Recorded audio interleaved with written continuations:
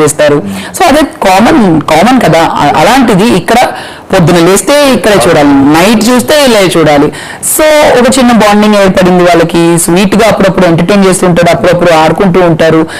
So I think it's just for like it's time pass fun అంతే. దాన్ని అలాగే చూడాలి, దాన్ని అనాలిసిస్ చేసి డెప్త్ గా వెళ్ళి, అఫ్ కోర్స్ కంటెంట్ కూడా అలాగే చూపిస్తున్నారు కాబట్టి, అంటే సినిమాలో హీరో హీరోయిన్ ని అలాగే చూపిస్తున్నారు కాబట్టి మీరు అలా అనుకోవడంలో తప్పు లేదు. తెలుగు ప్రజలు ఇంతుంటే ఆబ్వియస్లీ తెలిసిందే, వాళ్ళని హీరో హీరోయిన్ గా చూపించి నాలాంటి వాళ్ళని క్యారెక్టర్ ఆర్టిస్ట్ గా తీసుకొచ్చి జూనియర్ ఆర్టిస్ట్ లాగా తప్పించి ఒక విలన్ ని తీసుకొచ్చి అంటే చాలా చక్కగా స్టోరీ అలా అల్లుని చూపిస్తున్నారు కాబట్టి మీకు అలా అనిపిస్తుంది. But otherwise I think they just chilling out, just having fun, nothing more.